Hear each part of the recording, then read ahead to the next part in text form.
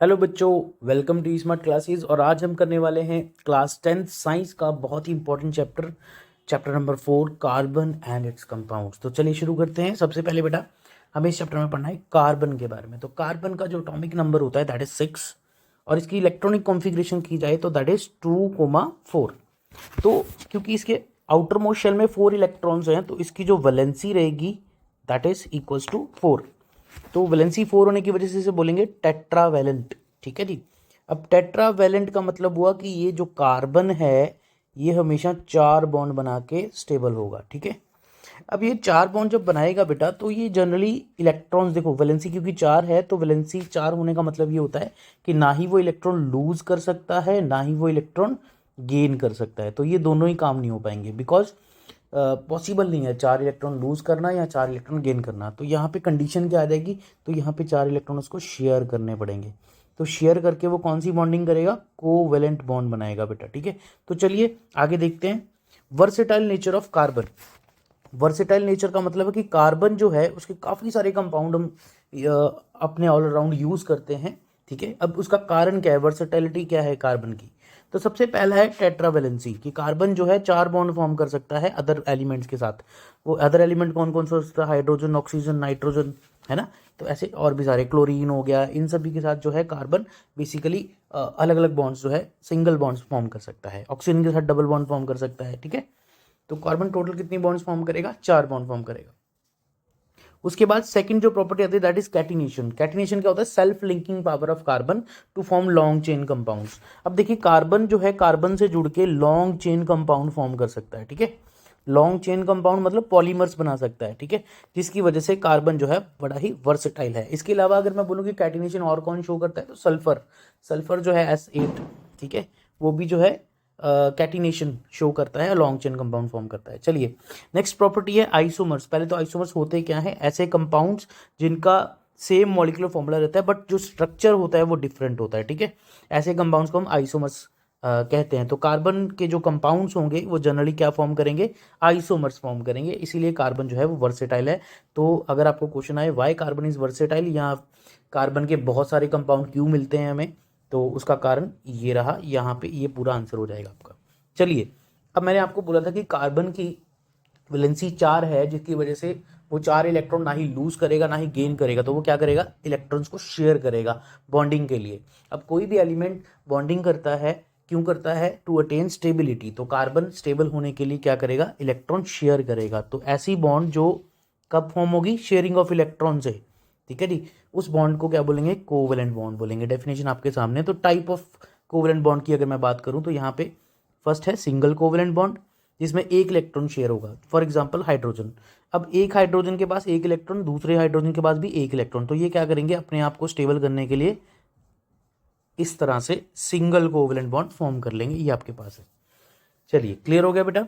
जब single electron share होगा दोनों की तरफ से, मतलब इसका भी एक इलेक्ट्रॉन और इसका भी एक इलेक्ट्रॉन आपस में शेयर होगा, तो ये कौन सी बॉन्ड फॉर्म करेंगे, सिंगल कोवेलेंट बॉन्ड।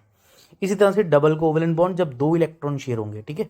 जैसे इस ऑक्सीजन के पास और इस ऑक्सीजन के पास अगर आप ध्यान से देखो तो यहाँ पे आउटरमोस्ट शेल में 6 इलेक्ट्रॉन्स है क्योंकि ऑक्सीजन का एटॉमिक नंबर कितना होता है, 8। तो कॉन्फिगरेशन क्या होगी, 2,6। तो आउटरमोस्ट शेल में 6 इलेक्ट्रॉन्स हैं, 6 इसके पास हैं, 6 इसके पास हैं। अब स्टेबल होने के लिए कितने चाहिए सेकंड शेल में, सेकंड या थर्ड शेल में आपको पता है कि 8 इलेक्ट्रॉन चाहिए स्टेबल होने के लिए। हाइड्रोजन के केस में यहाँ पे क्या था, फर्स्ट शेल थी, एक ही इलेक्ट्रॉन था, फर्स्ट शेल में पड़ा था। उसको कितने चाहिए हाइड्रोजन को स्टेबल होने के लिए, बेटा 2 इलेक्ट्रॉन चाहिए आउटरमोस्ट शेल में। ठीक है। क्योंकि ये डुप्लेट फॉर्म करता है और ये क्या फॉर्म कर रहा है, ये जो ऑक्सीजन है ये ऑक्टेट फॉर्म करेगा स्टेबल होने के लिए। ऑक्टेट मतलब 8 इलेक्ट्रॉन चाहिए आउटरमोस्ट शेल में। तो इसके पास ऑलरेडी 1 2 3 4 5 6 इलेक्ट्रॉन्स हैं। तो ये 2 कहाँ से लेगा, ये वाले इलेक्ट्रॉन्स भी शेयर कर लेगा कुछ इस तरह से। और सिमिलर मैनर में ये वाला जो ऑक्सीजन है इसके पास भी 6 हैं, तो ये 8 करने के लिए इसको इधर से शेयर कर लेगा। ठीक है। तो कौन सी बॉन्ड फॉर्म होगी यहाँ पे, 1 और 2 डबल कोवेलेंट बॉन्ड फॉर्म होगी। इसी तरह से ट्रिपल कोवेलेंट बॉन्ड की बात करेंगे बेटा। ट्रिपल कोवेलेंट बॉन्ड तब फॉर्म होती है, the bond formed between 2 atoms by sharing of 3 electrons. ठीक है जी। तो देखिए यहाँ पे नाइट्रोजन की बात हो रही है, N2। अब N का जो एटॉमिक नंबर है वो होता है 7। तो कॉन्फिगरेशन क्या होगी, 2,5। तो आउटरमोस्ट शेल में 5 इलेक्ट्रॉन है। तो बेसिकली क्या होगा, 1 2 3 4 5 इसके हो गए। इसी तरह से इसके भी 1 2 3 4 5। अब ये 5 और 3 8 पूरे करेगा और 5 और 3 8 इस तरह से पूरे हो जाएंगे और बॉन्ड्स कितने के बीच में, देखो 1 2 और 3, 3 बॉन्ड्स यहाँ पे फॉर्म हो जाएंगी, that is called triple covalent bond. चलिए अब जो कोवेलेंट कंपाउंड्स बनेंगे यहाँ पे, इनकी कुछ प्रॉपर्टीज हमें जान लेनी है अच्छे से। पहली जो प्रॉपर्टी है, इनका जो मेल्टिंग और बॉइलिंग पॉइंट होता है, melting point and boiling point जो होता है वो क्या होता है, लो होता है, ठीक है। उसका रीजन क्या है, बिकॉज यहाँ पे शेयरिंग ऑफ इलेक्ट्रॉन हो रही है तो वीक बॉन्ड्स फॉर्म होती हैं, ठीक है, वीक इंटरमोलिकुलर फोर्सेस फॉर्म होती हैं, इसीलिए यहाँ पे क्या होगा, इनका जो मेल्टिंग और बॉइलिंग पॉइंट है वो लो होगा। सेकंड जो पॉइंट होगा, जो आयनिक सॉरी जो कोवेलेंट कंपाउंड्स होते हैं बेटा, that can be solid, liquid और गैस, तीनों फॉर्म में एग्जिस्ट करते हैं। नेक्स्ट थर्ड पॉइंट होगा, that are the poor conductors of electricity, जो कोवेलेंट कंपाउंड्स होंगे वो पुअर कंडक्टर होंगे इलेक्ट्रिसिटी के, बिकॉज ऑफ यहाँ पे किसी भी तरह के फ्री इलेक्ट्रॉन्स या फ्री आयंस नहीं होंगे कोवेलेंट बॉन्ड में, ठीक है, क्योंकि ये शेयरिंग से बना है बेटा। यहाँ पे कोई भी पॉजिटिव नेगेटिव चार्ज नहीं है, पॉजिटिव चार्ज नहीं है, नेगेटिव चार्ज नहीं है, जैसे आयनिक कंपाउंड में होता था, जैसे Na के पास, सोडियम के पास Na पॉजिटिव होता, Cl के पास Cl नेगेटिव होता, तो यहाँ पे चार्जेस एग्जिस्ट करते थे।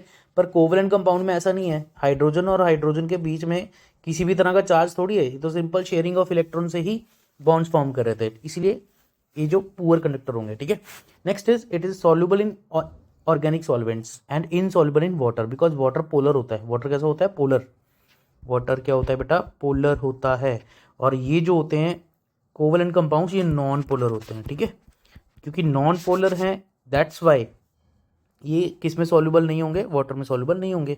तो किस में सॉल्युबल होंगे भैया, तो आपको याद रखना है बेटा, लाइक डिजॉल्व इन लाइक। क्या याद रखना है, लाइक डिजॉल्व इन लाइक, ठीक है। तो लाइक डिजॉल्व इन लाइक का मतलब हुआ, अगर ऑर्गेनिक कंपाउंड है तो वो ऑर्गेनिक में ही सॉल्युबल होगा, इनऑर्गेनिक है तो वो इनऑर्गेनिक में ही सॉल्युबल होगा। ऑर्गेनिक का आप याद रख लो, जो भी चीज़ हमें एनिमल से एक्सट्रैक्ट हो रही है या प्लांट से एक्सट्रैक्ट की जा रही है, या जिसमें कार्बन पाया जा रहा है वो ऑर्गेनिक है, और जिसमें कार्बन नहीं पाया जा रहा वो है इनऑर्गेनिक, ठीक है। चलिए तो आगे बढ़ेंगे। अब हमारे पास कार्बन के कुछ एलोट्रॉपिक फॉर्म्स होते हैं।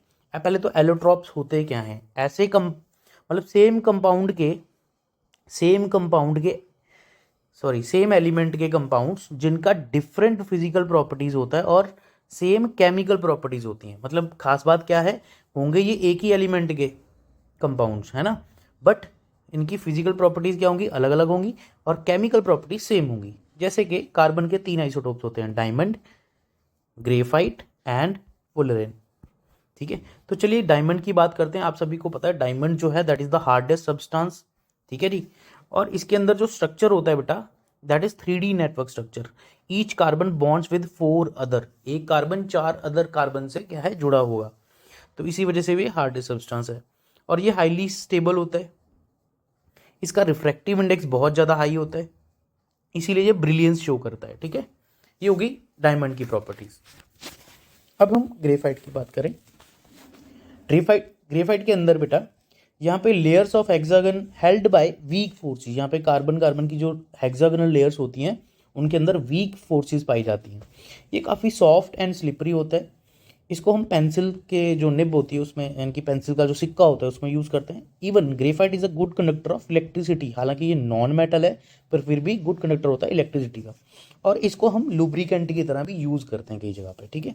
चलिए फुलरेन की बात करेंगे तो फुलरेन में केज लाइक स्ट्रक्चर होता है विथ 60 कार्बन्स का, ठीक है जी, और ये सॉकर बॉल शेप का होता है। इसकी यूनिक इलेक्ट्रॉनिक प्रॉपर्टीज़ होती हैं और इसको यूज़ किया जाता है अलग अलग ड्रग्स में, ठीक है जी। चलिए तो चैप्टर में आगे बढ़ते हैं। नेक्स्ट टॉपिक हमारे पास है हाइड्रोकार्बन्स। तो हाइड्रोकार्बन्स जो हैं वो 2 कैटेगरीज में बढ़ते हैं। फर्स्ट कैटेगरी जो है दैट इज एलिफेटिक यानी कि स्ट्रेट चेन, और दूसरी होती है एरोमेटिक। एरोमेटिक में क्या होता है, बेंजीन रिंग होती है, ठीक है। यहाँ पे बेंजीन रिंग की बात हो रही है, एरोमेटिक हाइड्रोकार्बन्स होते हैं। चलिए तो आपको 10th क्लास में ज़्यादा नहीं है एरोमेटिक के बारे में, आपको एलिफेटिक के बारे में ज़्यादा पढ़ना है। तो एलिफेटिक जो है फर्दर 2 कैटेगरीज में बांटा गया, सैचुरेटेड एंड अनसैचुरेटेड हाइड्रोकार्बन्स। अब सैचुरेटेड हाइड्रोकार्बन और अनसैचुरेटेड हाइड्रोकार्बन की एरिया में बात करूं तो सैचुरेटेड हाइड्रोकार्बन्स में सिर्फ एक ही हाइड्रोकार्बन आता है, दैट इज एल्केन्स, ठीक है। एल्केन्स की आगे फर्दर मतलब काफ़ी होमोलॉजी सीरीज होती है, वो आगे डिस्कस करेंगे, पर फिलहाल हम एल्केन्स के बारे में जानेंगे। तो एल्केन्स वो होते हैं, या कहूँ कि सैचुरेटेड हाइड्रोकार्बन्स वो होते हैं जिनमें carbon carbon single bond pi जाती है, ठीक है। और अनसैचुरेटेड हाइड्रोकार्बन्स कौन से होंगे, वो हाइड्रोकार्बन्स जिनमें कार्बन कार्बन डबल बॉन्ड या कार्बन कार्बन ट्रिपल बॉन्ड जो है वो पाई जाती है। जिन भी अनसैचुरेटेड हाइड्रोकार्बन्स में carbon carbon double bond pi जाएगी उन्हें हम एल्केन्स कहते हैं, और जिनमें carbon carbon single bond triple bond pi जाती है उसे हम एल्काइंस कहते हैं।